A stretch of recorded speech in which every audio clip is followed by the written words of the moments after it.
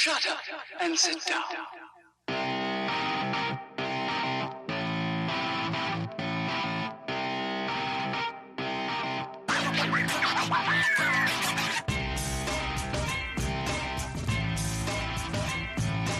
Welcome to the Bricks King podcast, where I'm going to bet your ear about Lego, review those amazing bricks of plastic, and discuss what is new and up and coming around the Lego world.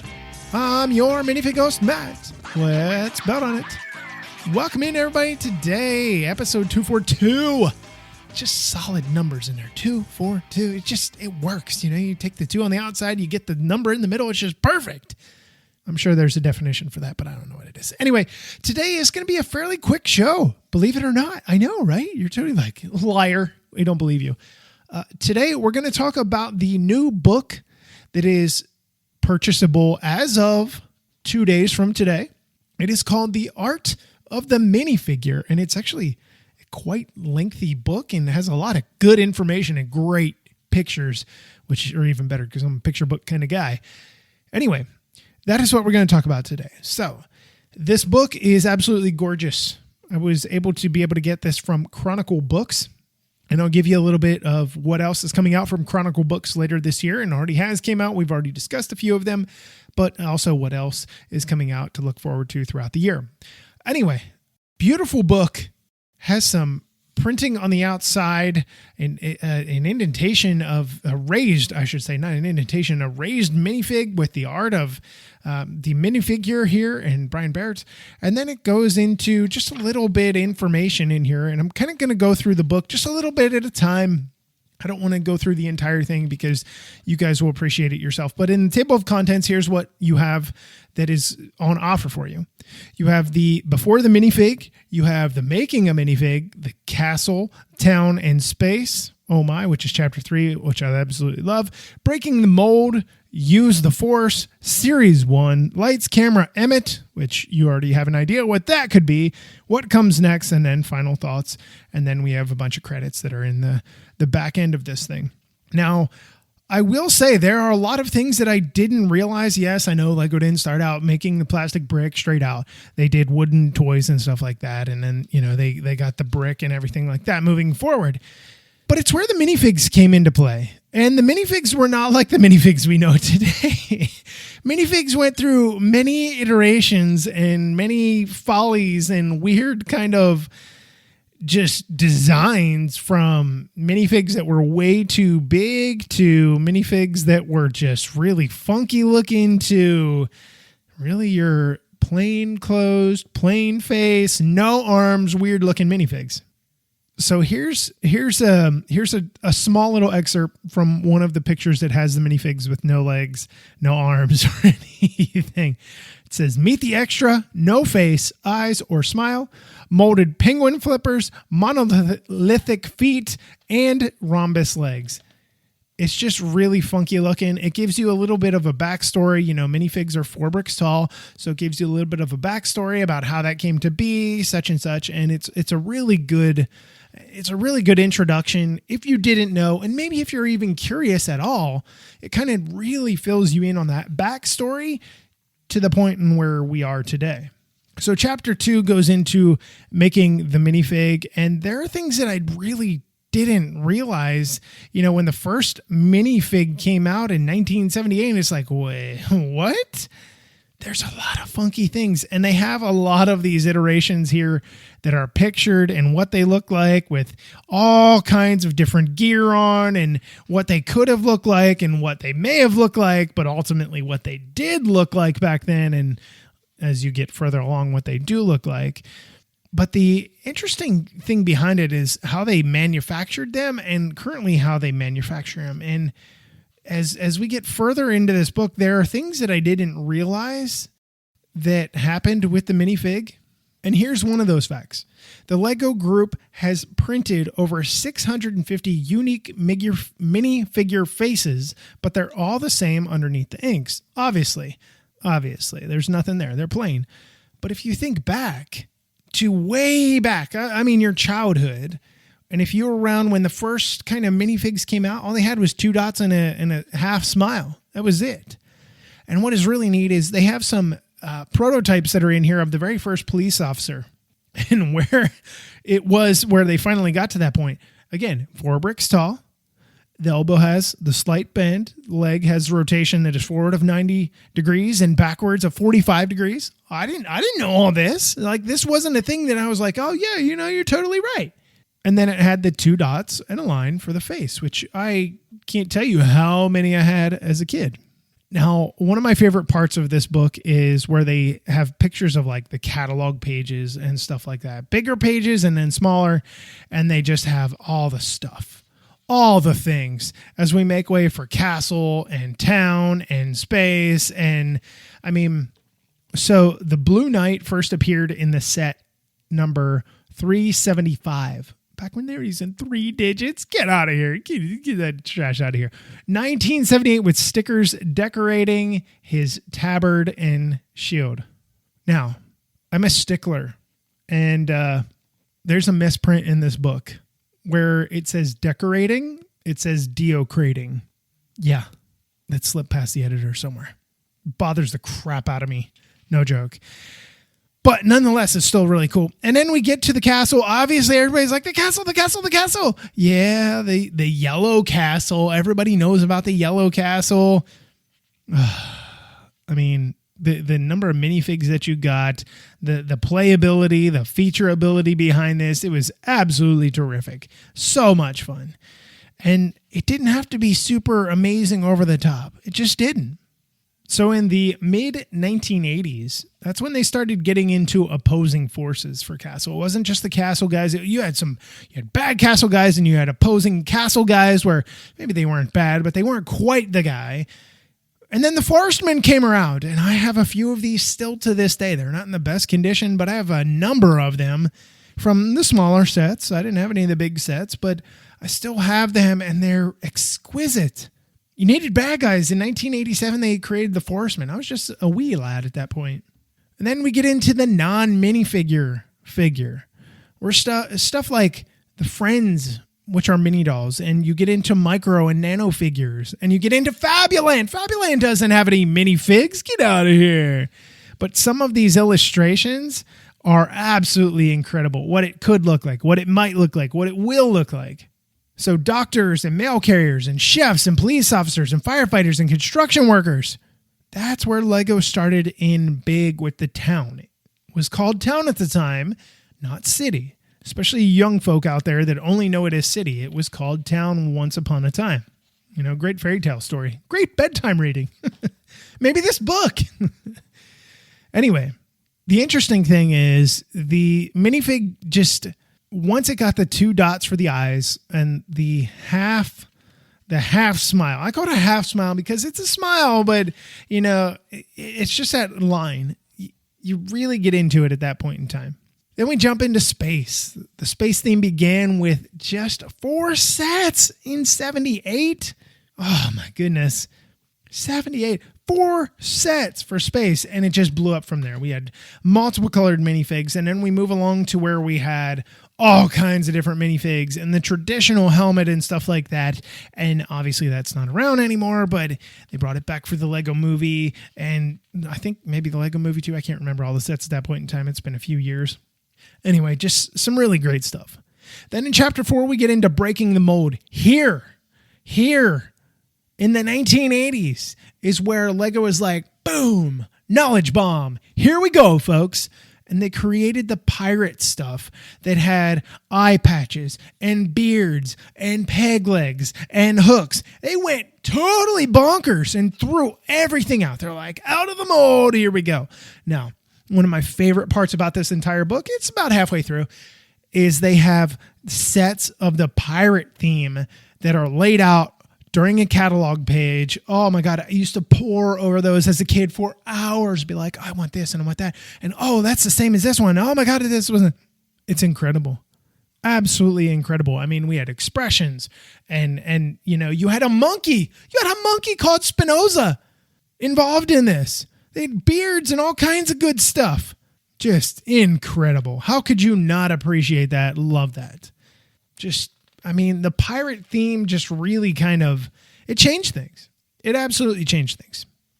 So before we move on to the next chapter that is here, they have a little section here. It's called Meet the Firsts. The First Ghost, which I have 2 of those actually in really good condition. I absolutely love them. The Ghost was created in 1990. The Beard, the Wizard in 1993. The Dress in 1990. The Lips came about in The Pirate in 1989. I didn't realize it was that long ago. I thought it was a more recent thing. When I say recent, in the last, 15 years. Whoa, blew my mind. The Santa, which came around in 95. Totally doesn't look like Santa. He needs some like old guy printing on his face and stuff like this. This looks like some kid as 22-year-old dressed up with a Santa beard on. That was it. Hey, it's Santa. No, it's not. Get out. The skeleton came about in 1995, believe it or not. Seems like forever ago. And I think there's been minor tweaks maybe to the skeleton. Maybe just a tiny little bit. And then the cloth cape, Lego Castle Royal Knights in 1993. Super duper tiny. How about this one? I bet you won't guess this one. The nose. When do you think the nose came about? I'll give you the decade. It's 1990s. Do you have the year yet? I'll give you a few more seconds. It's 1996. Now I'll give you a few more seconds here. What do you think the theme was? It was time cruisers. Time cruisers. Hey, if you got both of those correct, pat yourself on the back. If you got 1 out of 2, pat yourself out on the back. If you got 0 out of 2, slap yourself in the face because you're a bozo. No, because I didn't know either. I did not know any of those either. The Child. When I always talk about the Child came about in 2009. So all you that have sent emails or social media messages to me and be like, it's not called Kid Legs. It's in the book. It calls The Child. They are child legs. Get out. Then we move on to chapter 5, which is Use the Force in 1998. That is when we first saw Star Wars come to Lego form, and it just blew everybody away at that point in time. Ever since then, there has been an excessive amount of Star Wars figures. The first ones, including like Luke Skywalker and Han Solo, look nothing like they do today. Nothing like they do today. So that's where we got like Yoda with his short, non-posable legs, the kid legs. So shh, y'all be quiet, okay? But we got all these great minifigs, and as Lego had gone on, they had gotten things better and better. So here, I want to read you this little this quote here. Doing something where you're changing the proportions, that's a big deal. But in Star Wars, if Yoda is the same size as Darth Vader, it doesn't work. And that came from Jens Kronwald Fredrickson, who was the lead designer with Lego Star Wars. I don't know if Jens still is or not. Anyway, but that's where it came about. And then we move on to the next few pages here, which I found fascinating. So the prototype for the helmet for the Stormtrooper in 2000 looks nothing like it does today. And then in 2001, it looks a little better. 2012, it looks completely different. And 2019 was when they start doing the dual molding, and you're getting not just prints, you're getting actual molding, 2 different colors. It's incredible. Now, the early exploration was fascinating to me. Some of these that were sculpted, I think it's Obi-Wan Kenobi was one of them here. And then Chewbacca. Chewbacca's like 10 bricks tall. It's not 10. It's like 5 bricks tall, but he looked totally weird. Like, it just scares me. It's not what you should look like, dude. So it's completely funky and weird to see where things had gone. And we're talking 2000. 2000 to me, I'm like, okay, 2000 wasn't that long ago in my mind. Like 2000, I remember 2000 quite well, Y2K, that kind of thing. And like, it felt right now, looking back, looking in this book and stuff and reading and going through it, it really made me feel very, like it was an archaic time. Like the internet was kind of just really getting into its kickoff, and I mean, Y2K and dial-up, you've got mail. Everybody loves that. Anyway, moving along here, character design sheets. They give a 360-degree breakdown of every minifig down to their color palette and alternate face. When it comes to precision, there is no try. And I thought that was kind of cool.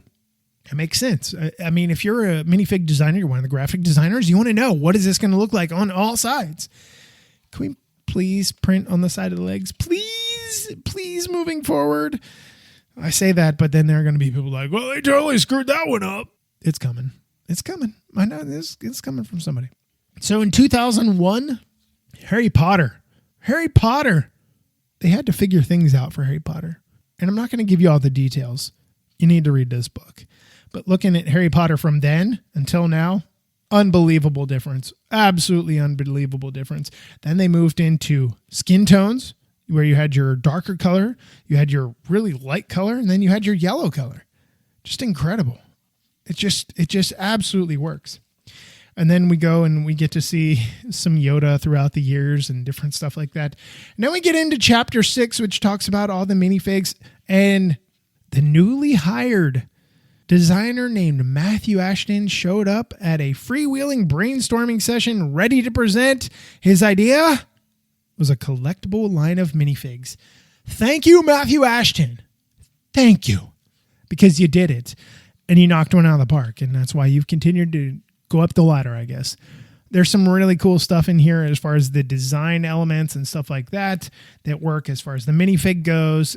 Just stuff that you would never stop and think about. What is this going to look like? How should this look? These guys nailed it out of the park with their minifigs. And it's something you take for granted. I mean, you have what? 4 or 5 pieces. Usually, you have your torso, you've got your legs, you've got your head, a hat maybe, or a hairpiece, and then something they're holding. That's about it. But we take it for granted. I take it for granted. I'm like, yeah. And it's way crazy. Way crazy. So there are 10 years of collectible Lego minifig series. And they give you these 2 pages that have all of them in there. And you could actually go through and check them off if you wanted to. I'm not going to ruin my book like that, especially because I don't have them all. I wasn't in it from the beginning, Dark Ages and such. But as you go through it, you really, the corn cob guy and stuff where we're getting into animals, people looking like animals, rare minifigs, Mr. Gold. We talked about that Will Reed long ago, many years ago. And then we get into chapter 7, Lights, Camera, Emmett.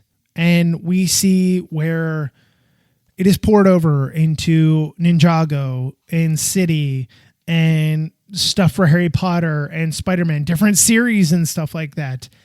And then you have the Lego movie itself.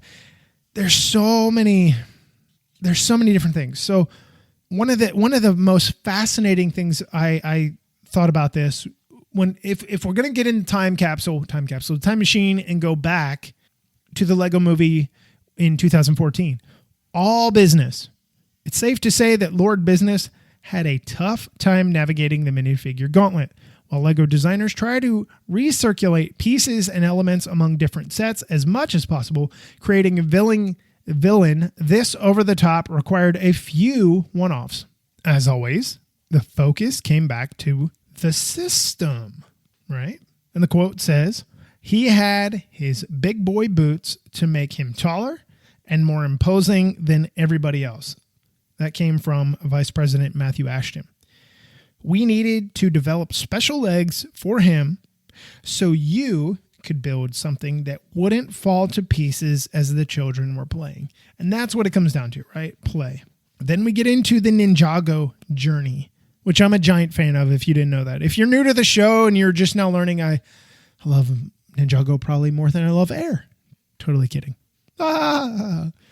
Anyway, Zane's been through some things, which ultimately is a testament to the longevity and bottomless well of creativity the Ninjago team has exhibited for nearly a decade. And they have a bunch of Zane minifigs in here, and they're fantastic. Some really good stuff in here about Ninjago, good stuff in here about the Lego movie that came around because, Emmett and Wild Style, they really took off at that point in time. Matthew Ashton has some more things to say about that. And again, I don't want to spoil this for you.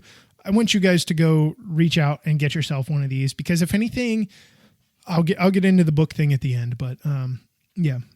But there was a safe place, online for kids to play and what was it? Y'all are going to make me go back and look, right? I read it and I can't remember. It's just Lego Life. They get to create their own minifig and stuff like that. And it was a safe place. Then we got into the hidden side things that were incredible. And I'm so sad. I'm so sad Hidden Side's gone. Like, it just ruined my life. It didn't ruin my life, actually. It's just sad. But as we get along, so they have a picture of a minifig that is in a wheelchair, in one of the newer wheelchairs. Expect the company to continue pushing for more inclusivity as its first minifig in a wheelchair, which debuted in 2016. Since then, we've had minifigs with hearing aids, help me out, a cane for those that are visually impaired.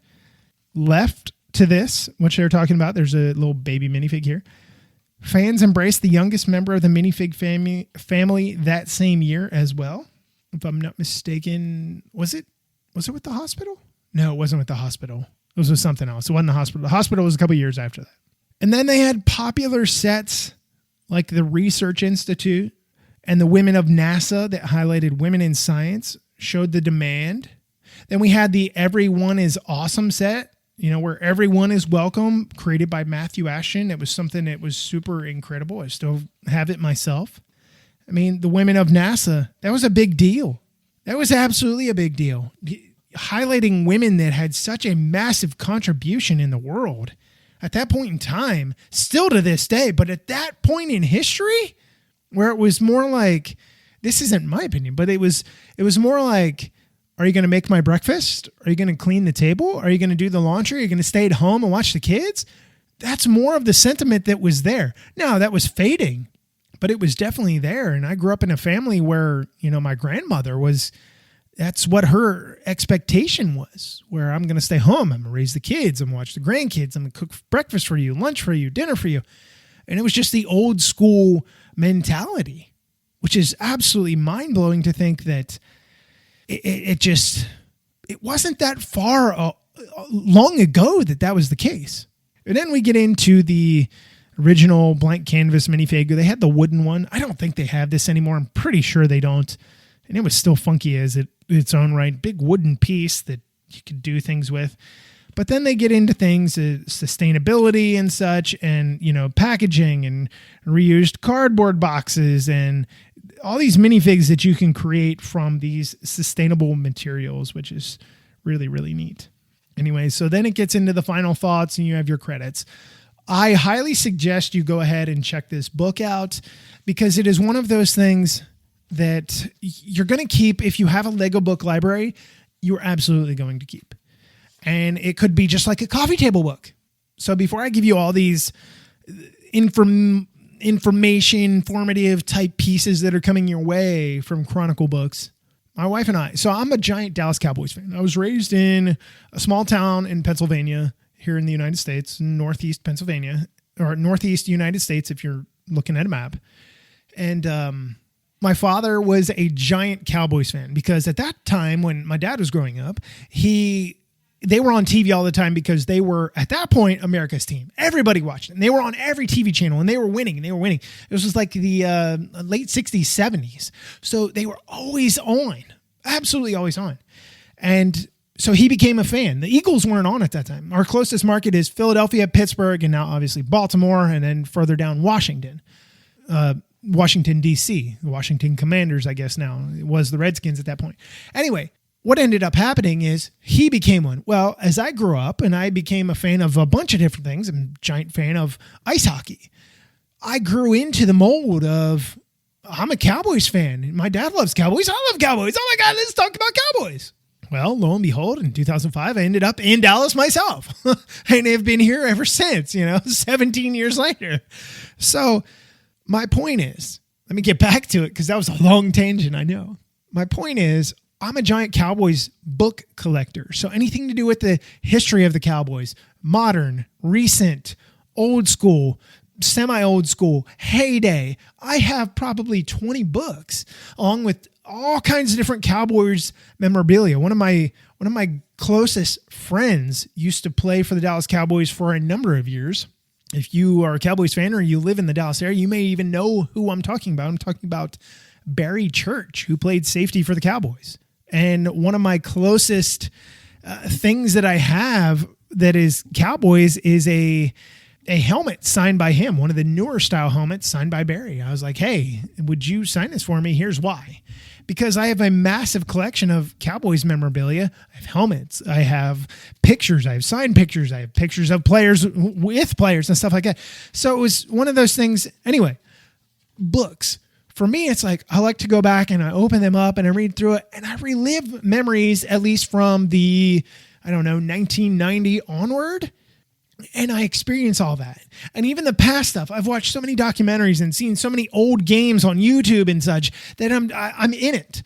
So those books are really good for me, and they make a great piece of my display on a shelf where I've got a bunch of different books and stuff like that. So we have friends come over and they're like, oh, that's kind of neat. I didn't know you were a Cowboys fan. How did you not know by the 15 books that are sitting on that shelf and there's a bunch more in a box out here? Come on, get out. So where I'm going with that is, the Lego minifig book fits in with the other books that we have seen already this year. We have seen the Lego Build Every Day, Ignite Your Creativity book. We have seen the Master Builder Notebook. There have been other books by other artists that are out there. Oh, God help me. My wife bought it for my birthday. I can't remember. Oh, goodness. I can't remember what his name is. It was Sawaya. I'm gonna butcher this. I think it was Sawaya. I can't remember his first name. I think was it Nate? Maybe? I can't remember. Anyway, so his book that goes on my shelf for the Lego books, and stuff like that. This is a really good one. This is a large book. It's a hardbound book, and it's really nice. So if you're curious, this thing comes out in a few days. Like I said, on June 14th, it's going to retail for $35. The other ones that I had already mentioned, which that were here earlier this year, they come out for $17. They are already out. They aren't coming out. They're already available. One of the other ones that is coming out, and these are calendars, by the way, for 2023. It's a 16-month calendar. It's $15. It's going to be available on July 26th. The Daily Builds calendar, which I think is fantastic. It's going to be available for $16. It comes out July 26th as well. And the Lego Ideas Minifig Space Mission 1,000-piece puzzle, which is 11 by 9 inches, if you're curious, is $18, and it is already available as of June 7th. Absolutely great stuff. Absolutely great stuff. And I've got this little presser here that talks about the books and stuff like that. But what Lego has done with this collaboration with Chronicle Books has been incredible. The puzzles, the books, just the other little tiny things, desk calendars and stuff like that, or a regular calendar. I'm a calendar person. I've got one on my fridge right now. My calendar is for the city that I live in. We moved here. The city gave us this really cool calendar, and me being a giant plant buff, like a gardening nerd, very much so, it tells you each month you could do this, as far as growing your plants, because I live in a rural area outside of Dallas. I don't live in Dallas. I live outside of Dallas. So it was one of those things where I'm like, this is great. I can hang this on the side of my fridge. There are times where I'm like, oh my God, it's only this day. Like right now, I'm like, my studio, I still got another probably 4.5 months for real. I got to stay in this thing. Come on, get out. I'm kidding. But yeah. 4.5, 5 months, probably looking at. Anyway, so with that in mind, it was very much one of those things when I saw, oh, they're doing a calendar. I know what I'm going to have on my calendar on my fridge next year. Or I know what I'm going to have at my workplace next year. I'm going to have this calendar and be like, no crossing out days. I'm going to hold this thing. This first ever Lego calendar. Boop, done. Anyway, that was long. I told you I was going to keep it short, and it definitely didn't happen. I just got super over the top excited, and I had a lot of fun talking about this book because it is neat. It's a thick book. It's got a lot to it, a lot of history to it. Great coffee table book. People are going to come over to your house and be like, oh, that's kind of cool looking because it's got minifig heads all over the front. It's like the minifig head puzzle. Good stuff. So that's going to wrap up this episode today. I hope you guys enjoyed it. I hope you check out a book. If you do, not check out from the library, but if you do check one of these books out, if you do buy one of these books, you're curious about it, you have some comments for me, let me know. I'd love to share them with Lego and Chronicle. I have the contact person here for Chronicle Books, and I would love to be able to share any comments, current concerns, questions, complaints, moans, groans, anything that you have. I will gladly share. You just have to let me know on social media, or you can email me at bricksking@gmail.com. With that said, I'm out of here. And as always, I'm your minifig host, Matt. Let's build on it.